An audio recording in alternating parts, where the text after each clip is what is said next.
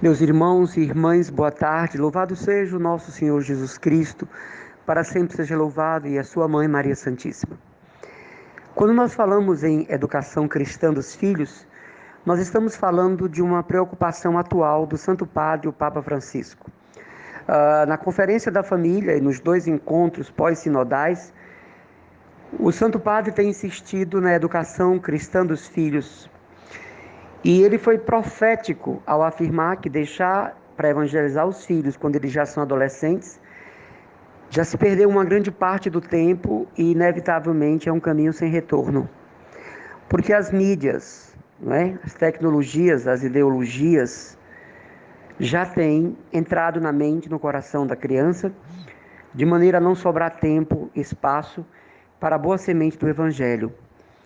Então o Santo Padre, o Papa Francisco, e com ele o colégio, dos cardeais que trabalham na Comissão da Família, estão muito preocupados na catequese das crianças.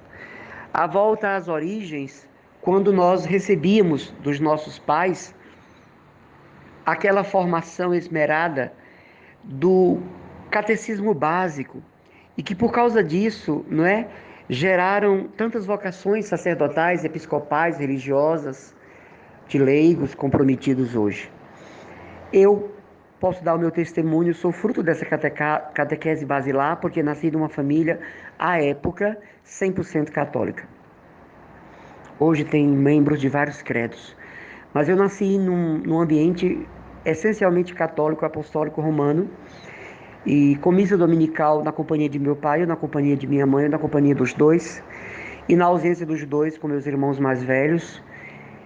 E em nossa casa se ouvia no rádio um programa antigo chamado A Casa de Todos, que era conduzido por Monsenhor Landim, por Monsenhor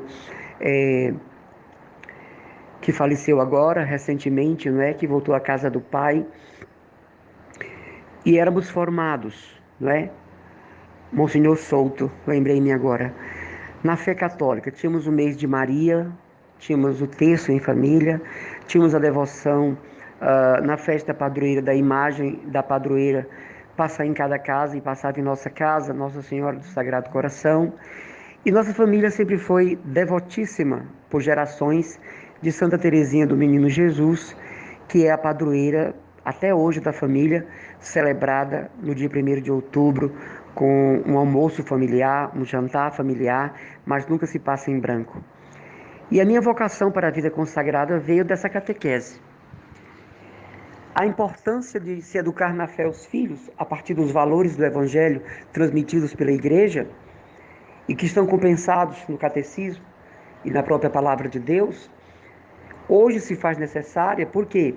Porque muito cedo as crianças aprendem o que não devem aprender na idade que estão.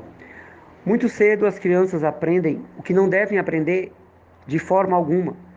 Mas no gueto escolar, lá na turma de amigos, no local da festa, a criança vem, o adolescente vem impregnado do que vê, do que ouviu e muitas vezes do que fez. Quantos pais, vêm a saber, depois da comunidade, dos pecados de seus filhos, dos erros de seus filhos?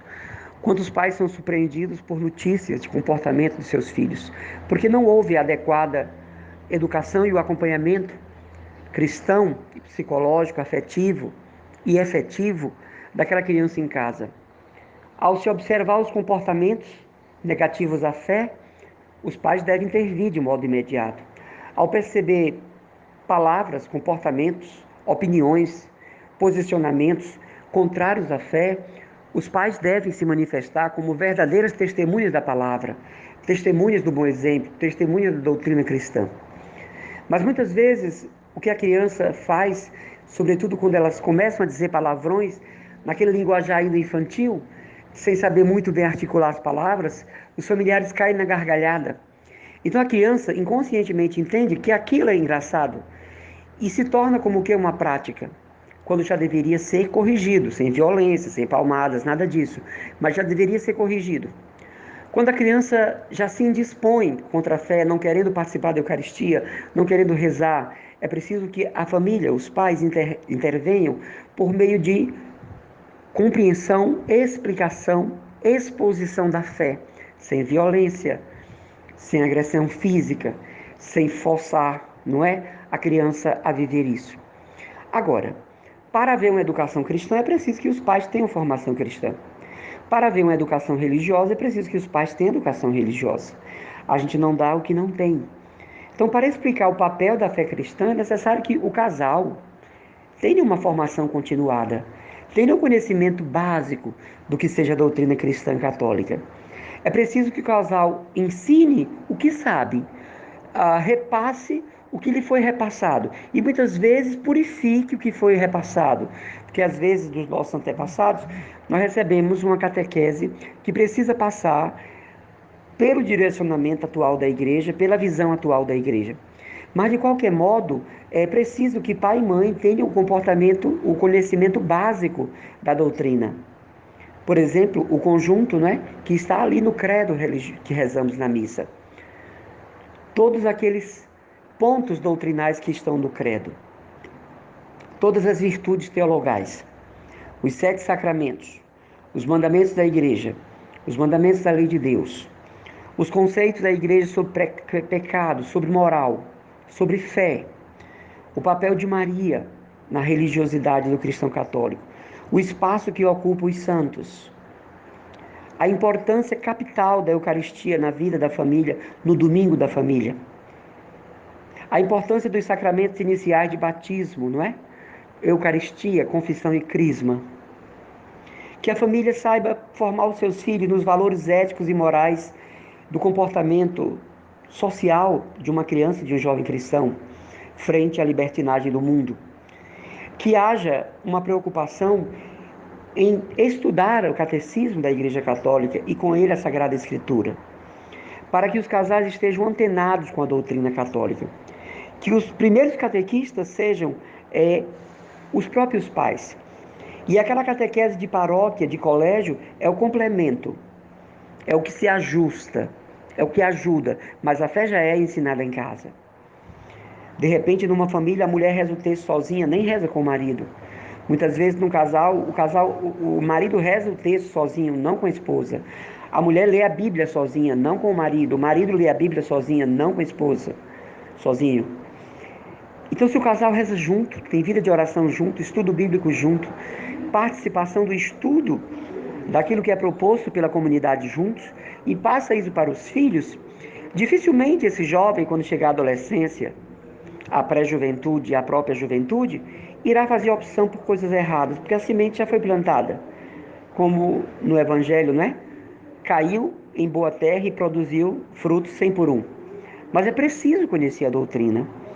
Eu, por exemplo, não posso formar os meus filhos sobre a moral católica se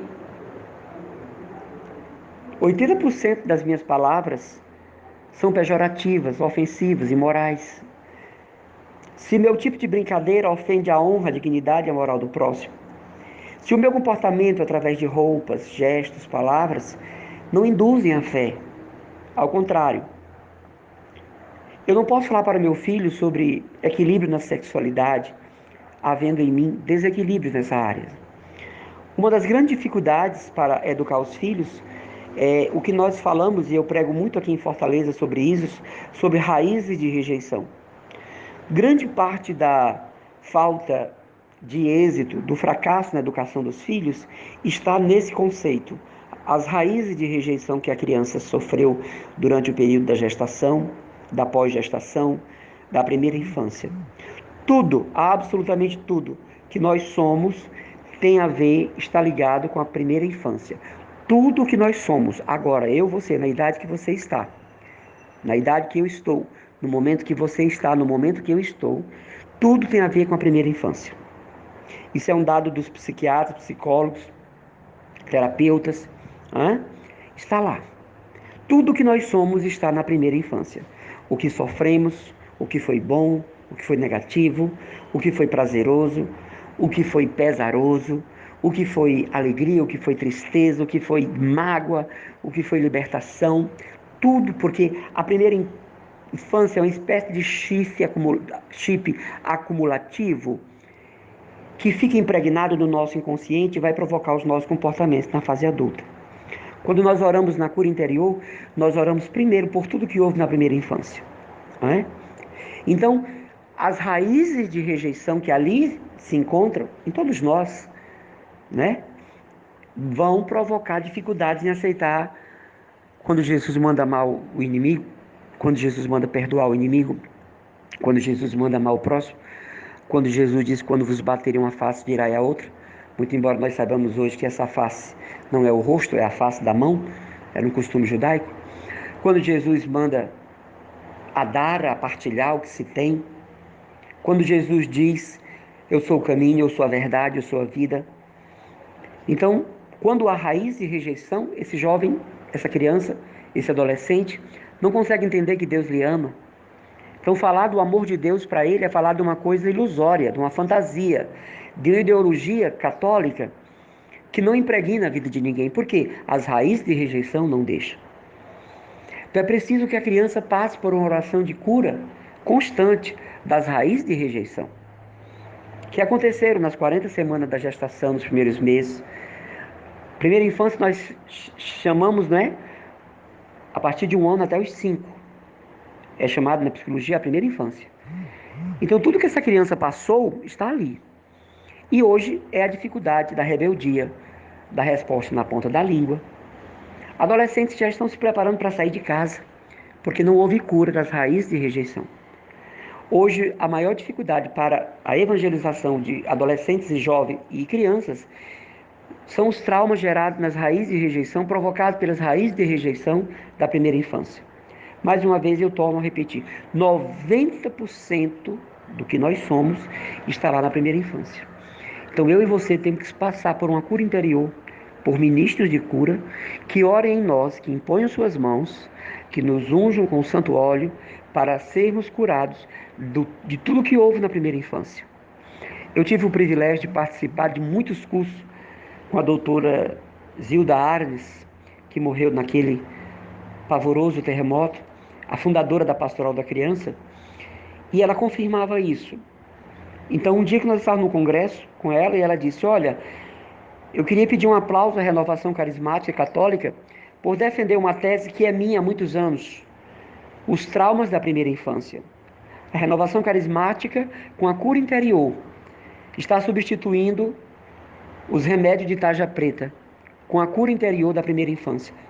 E aí a doutora Zilda Arndt confirmou: tudo que nós somos está na primeira infância. Se existir cura lá, existe cura aqui e agora, imediata, que remédio não faz, que terapia não faz, que sessões psiquiátricas não fazem. Então, além do conhecimento da doutrina cristã que os pais precisam ter, precisam entender das raízes de rejeição que pode gerar na criança comportamento de revolta, de obscenidade, não é? De obscurantismo, de não aceitar as verdades da fé, de se colocar mais para as religiões contrárias. Há jovens e adolescentes que entram em religiões contrárias ao cristianismo justamente para ofender os pais no seu inconsciente. Há jovens que fazem opção por seitas, por grupos como esse da Baleia Azul, justamente para inconsciente ofender os pais, dar uma resposta aos pais por causa do que passaram na primeira infância. As surras, as correções exageradas, os espancamentos físicos injustos e sem motivo, né? As descargas emocionais de pai e mãe em cima de uma criança até os 5 anos, geralmente na adolescência eles devolvem com esses comportamentos que deixam a família muito preocupada e decepcionada. As tendências para o homossexualismo, o lesbianismo, para a vida sexual prévia, é para atingir a família. No inconsciente da criança, do adolescente, do pré-jovem, do jovem, é para pagar na mesma moeda, digamos, o que sofreram na primeira infância. Então, um dos grandes obstáculos para a evangelização são as raízes de rejeição que precisa de cura interior. E juntamente isso, haver em toda a família uma espécie de unidade de pensamento com relação aos valores da fé. É muito difícil um casal católico evangelizar filhos se a irmã não vive isso, se a cunhada não vive isso, se a avó não vive isso, se o avô não vive isso, se a tia não vive isso, se o padrinho do menino, da menina não vive isso. É muito difícil. Então precisa haver uma certa sintonia na família com relação aos valores da fé, né? De repente a criança é educada no ambiente católico, passar um fim de semana na casa de uma tia evangélica protestante, não é? Então volta completamente deturpada as ideias sobre Maria, sobre os santos, sobre os anjos, sobre imagens, enfim. De repente o filho, a filha vai passar uns dias na casa da tia, onde lá se dorme 4 da manhã, ouvindo som, muita badalação, muito forró, a night, a turma, a bebedeira. Então é preciso haver uma certa sintonia de valores morais para que essa educação aconteça. Um dos maiores problemas também está nisso, é o desnível de valores, né? Os conceitos fragmentados em toda a família sobre os valores da fé. Então fica difícil para o casal católico educar os seus filhos quando 90% da família não partilha daqueles ideais, não é? Outro dia eu estava conversando com uma pessoa e ela me dizia assim: Irmã Manuel, eu tenho uma irmã que é do Shalom e quer educar os filhos dela para Deus, mas ela é muito exagerada. E eu perguntei para ela no que ela era exagerada. E a pessoa me disse, eu disse: olha, mas isso que tu estás me dizendo, que o Shalom prega, é doutrina católica. Eu prego isso também. O encontro de casais prega isso também. O neocatecumenato prega isso também. O Focolares prega isso também. A Canção Nova prega isso também. A Face de Cristo prega isso também. E ela disse: prega, eu disse: prega. Isso não é a doutrina do Shalom, isso é a doutrina da igreja que o Shalom obedece. Ela queria dizer que porque a família era do Shalom vivia daquela forma. Não. A família do Shalom que você está falando é uma família que está se esforçando para ser verdadeiramente uma família cristã, católica, apostólica, romana. Então, quando não há essa sintonia, assim, digamos assim, na sua maioria, é muito difícil educar filhos. É um dos grandes problemas. Pai e mãe são conscientes, mas os demais familiares não. Também a vizinhança, né? Isso influencia muito. As amizades da criança, a vida na escola. Mas os pais devem ficar firmes no seu propósito de evangelizar. Mais uma vez eu insisto, preciso que os pais conheçam a doutrina. O mínimo, o básico. E esse mínimo, esse básico, seja basilar, ou seja, consistente. Não adianta só conhecer, é preciso acreditar no que se conhece. É preciso acreditar no que se leu. É acreditar no que se conta, acreditar no que se reza, acreditar no que se celebra. Não adianta eu ter um conhecimento teológico abismal da fé católica, mas no fundo eu não creio nisso aqui. Eu não acredito. Então eu sou apenas um repetidor de fórmulas. Eu tenho que crer no que eu já sei, no que eu estou sabendo. A formação cristã é inacabável, né, gente? Nós vamos terminar esse conhecimento aos pés do Senhor na eternidade. Então, enquanto vida tivermos, formação permanente. Agora, é preciso que a família tenha, no mínimo em casa, a Bíblia e o catecismo católico. Sempre que vocês forem pregar sobre isso, pergunte, levanta a mão quem tem Bíblia em casa. Depois pergunta, levanta a mão quem tem o catecismo da Igreja Católica. Que tenha Bíblia, a gente vai até que ver alguns braços levantados. Mas que tenha o catecismo católico, talvez uns 3, 4 braços, e olhe lá. Então aí está a explicação da inexistência de uma boa educação cristã em casa. Não se conhece a doutrina da igreja. E o que é pior, às vezes não se conhece e não se quer conhecer. Outro dia uma pessoa chegou para mim, na minha missão, eu estava em missão, e essa pessoa estava dentro da missão que eu estava, e ela olhou para mim e disse: Manuel, a nossa religião católica é a melhor religião do mundo. E eu disse: é verdade, minha irmã. Parabéns. Porque nós podemos fazer tudo que não presta. Nós católicos podemos beber, fumar, farrear. É a melhor religião do mundo. Nós podemos fazer tudo que não presta. Meus irmãos, eu só não tive um ataque cardíaco. Eu tinha acabado de pregar. Eu tinha acabado de descer do púlpito, que nem diz o outro, né? Eu estava no lanche com o grupo. Eu tinha acabado de pregar justamente sobre isso, né? A santidade batismal confirmada pela crisma. Que é do conhecimento de vocês, que a crisma vencerá o batismo, né? Então a mulher chegou para mim, de paróquia, viu, de pastoral, e disse: a melhor religião do mundo é a nossa, porque nós podemos fazer tudo que não presta. Meu Deus! Nossa Senhora do Mentira daqui agora. Aí eu deixei meu lanche de lado e eu fui conversar com ela. Quando tocou o sino para voltar, eu ainda demorei com ela, fiz um sinalzinho para a coordenadora que o ministério continuasse. E eu fui conversar com aquela senhora. Então eu disse para ela: olha, me responda com toda sinceridade. Um cantor Wesley Safadão poderia ser ministro da Eucaristia? Ficou calada. As coleguinhas poderiam ser coordenadoras de um grupo de oração? Calada.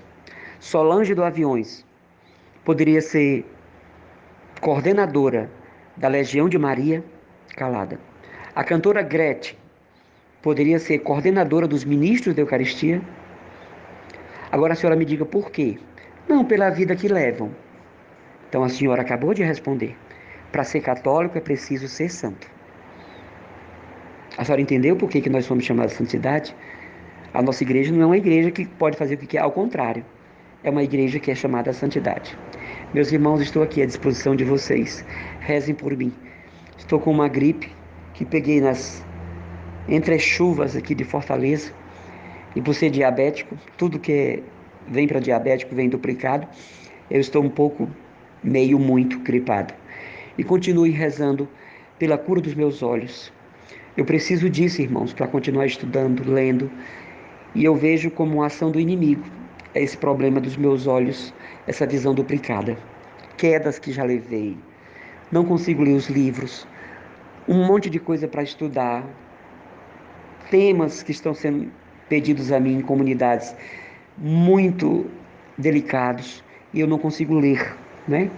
Então, dobrem o joelho de vocês, comunguem por isso, façam algum sacrifício de amor e ofereçam para que Jesus me devolva a normalidade dos meus olhos e eu ficarei eternamente grato aos meus queridos irmãos. Deus os abençoe, eu estou aqui à disposição de vocês.